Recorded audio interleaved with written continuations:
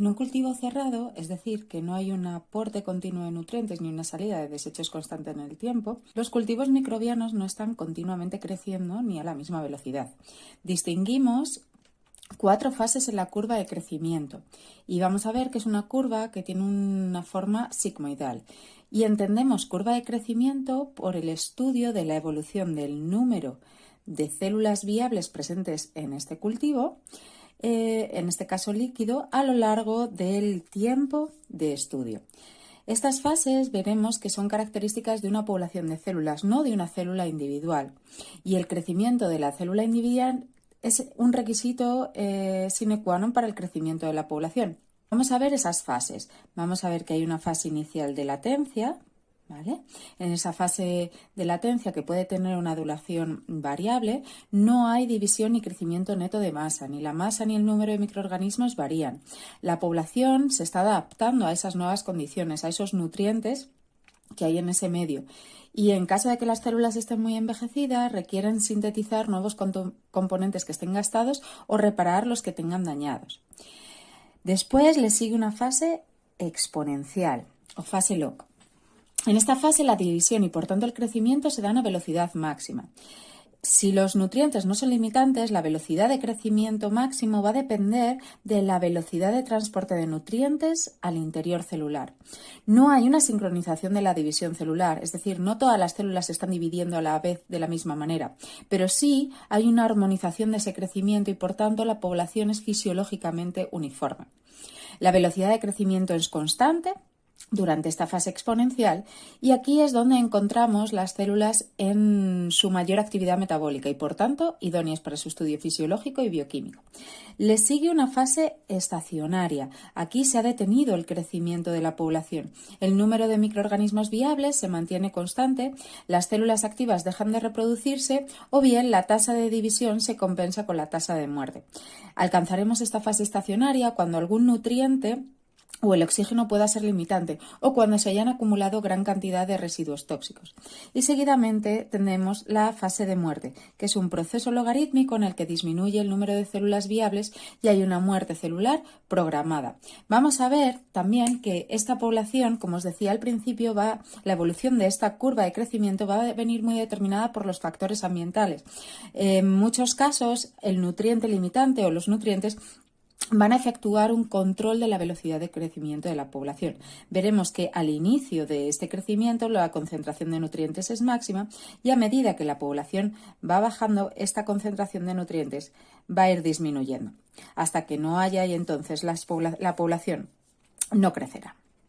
De las 4, la fase exponencial es la de mayor interés, porque es donde el incremento del número de microorganismos es máximo. Por tanto, es aquí donde vamos a estudiar la división celular. Si recordáis, en esta fase exponencial, en clase vimos que la duplicación del crecimiento de las bacterias va por fisión binaria, es decir, que de cada célula van a surgir 2 y de cada una de estas 2 células hijas van a surgir otras 2 y así progresivamente, siguiendo una progresión geométrica de 2 en el crecimiento celular. Así, si las condiciones de cultivo son óptimas, el patrón de crecimiento de la población en el que el número de células se duplica a intervalos regulares de tiempo se llama crecimiento exponencial. En este caso, el incremento se realiza con esa progresión geométrica de 2, de manera que si en el tiempo 0 tenemos una única bacteria, y este sería nuestro n sub 0, nuestra población inicial, pasado un tiempo determinado se va a dividir en 2 células. Por lo tanto, tendremos una población de 2 células. Tras una generación tendremos una población de 2 células. Cuando esas 2 células hijas se dividan a su vez en otras 2, tendremos una segunda generación y en total tendremos 2 a la 2, 4 células. Y en el tiempo 3, en la tercera generación, tendremos 8 células. Y así sucesivamente. Se podrían estar dividiendo hasta un tiempo tn, donde tendremos un número de células 2n, siendo n el número de generaciones. Así se puede matematizar esta relación como n final de la población final es igual a una población inicial por 2 elevado al número de generaciones que han pasado durante un tiempo determinado.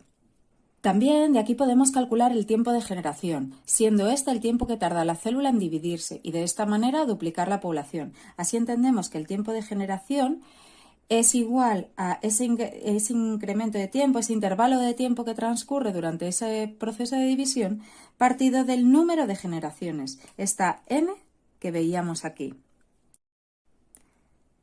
Este tiempo de generación es uno de los parámetros más importantes para medir la velocidad de crecimiento de un cultivo y se puede determinar dividiendo el intervalo de tiempo a considerar entre el número de generaciones que se produce en ese tiempo. Pero para ello debemos saber el número de generaciones que ha transcurrido en ese tiempo y esto vamos a ver ahora cómo se calcula. También el tiempo de generación va a variar con la especie y con las condiciones de cultivo y ambientales. De esta manera también podemos establecer la relación que hay entre el tiempo de generación y la velocidad de división, matematizada con el término v. Y esta velocidad de división va a ser inversa al tiempo de generación, de manera que v va a ser igual a n partido del tiempo transcurrido. Esta expresión va a ser muy útil para poder estimar el crecimiento exponencial. Estos conceptos se pueden también empleando la representación gráfica de esta fase exponencial. Así, si representamos el tiempo frente al número de células, obtendríamos esa curva exponencial de crecimiento celular. Sin embargo, es más complicado trabajar con parámetros exponenciales, igual que vemos aquí en la fórmula de relación de crecimiento. Así que lo que se suele hacer es hacer una representación semi-logarítmica, semi porque solo es un parámetro el que transformamos a logaritmo, en el cual transformamos los datos del número de células al logaritmo del número de células para facilitar su estudio matemático y con ello poder obtener los parámetros de crecimiento. Así, la representación gráfica que obtenemos de la población es una recta ascendente donde la pendiente es una constante. Esta pendiente la vamos a llamar K o mu y representa la velocidad de crecimiento. Es decir, la variante del número de células partido del tiempo transcurrido. También se puede calcular como el número de generaciones que pasa, es decir, cuántas veces se duplica la población en un tiempo determinado. Se llama constante porque durante esta fase exponencial, durante este crecimiento de la población se está duplicando a intervalos regulares constantes, es decir, a un ritmo constante. Cada cierto tiempo hay una duplicación, lo que hemos llamado tiempo de generación. El incremento constante en el número de células hace que crezcan a la velocidad máxima de la que son capaces en esas condiciones de cultivo. De esta manera, la tasa de crecimiento específico durante esta fase es máxima y constante y es específica para un microorganismo en unas condiciones de crecimiento concretas. Para calcularlo podemos o bien utilizar la representación gráfica que estamos realizando o interpolando los datos sobre la regresión lineal o bien combinando los datos de número de generaciones y tiempo de generación para poder extraer los valores de esas tasas de crecimiento. Si recordáis, hemos dicho que había una relación inversa entre la velocidad de crecimiento y el tiempo de generación, siendo por tanto una la inversa de la otra. Así, su representación gráfica lo podemos hacer con esta recta que sigue una ecuación lineal clásica que podríamos decir I es igual a más Bx de primer grado, donde I es el logaritmo del número final de células, A es el logaritmo del número inicial de células, X es el intervalo de tiempo transcurrido y B es la pendiente. Esta B es lo que hacemos referencia a este término mu, esa pendiente. Sobre esta gráfica también podemos calcular G Imaginaos que tenemos una célula inicial, es decir, esta célula inicial. Tendríamos aquí un logaritmo de 1. Esta célula inicial sigue un tiempo de duplicación, ¿vale? Entonces pasaría a 2 células. Tendríamos logaritmo de 2. Así, si interpolamos sobre nuestra recta ese logaritmo de 2, hallaríamos un tiempo que ha transcurrido desde que se ha duplicado, es decir, ese tiempo de generación, ¿vale? Si despejamos mu y aplicamos una serie de operaciones con las fórmulas que ya conocemos, obtenemos la relación entre mu y g que hemos hablado anteriormente. Así, aplicando esta función de nu sobre esta fórmula, obtendríamos que mu es igual al logaritmo de 2 partido de g. Por ello, conociendo el valor de k vamos a poder calcular el tiempo de generación y de manera inversa también. Vamos a poder establecer también un cálculo de esos números a partir de la fórmula, de las fórmulas que hemos estudiado y también de su interpolación de los datos en la gráfica. Y vamos a poder calcular esa tasa de crecimiento específico a partir de esos datos de la pendiente.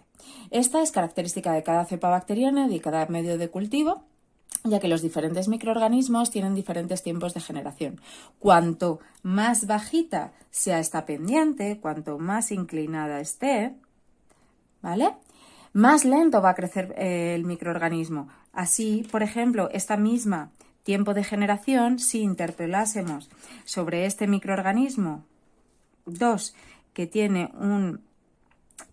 una pendiente diferente, este mismo tiempo de duplicación sería mucho mayor que el que hemos visto anteriormente. Por tanto, cuanto menor sea la pendiente, más lento va a crecer la población.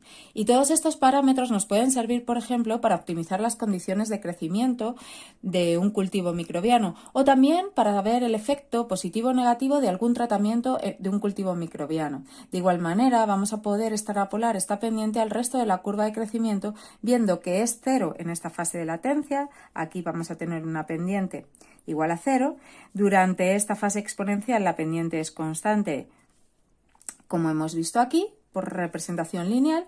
Durante la fase estacionaria esa pendiente va a ser 0 porque no hay crecimiento, no hay tasa de crecimiento específica, y durante esa fase muerte la pendiente va a ser menor que 0 porque va a ser negativa, exponencial y negativa. Volviendo a la ecuación matemática, si aplicamos aquí logaritmos, igual que hemos hecho en la representación gráfica, tendríamos que el logaritmo de n es igual al logaritmo de n sub 0 más n logaritmo de 2, por lo que se puede obtener este parámetro n como logaritmo de n menos logaritmo de n sub 0 partido de logaritmo de 2. O bien sustituir estos valores por sus equivalentes utilizando el término de g, utilizando el término de tasa de crecimiento. Así, g podría ser el logaritmo de 2 partido de mu, donde mu la velocidad de división por logaritmo de 2.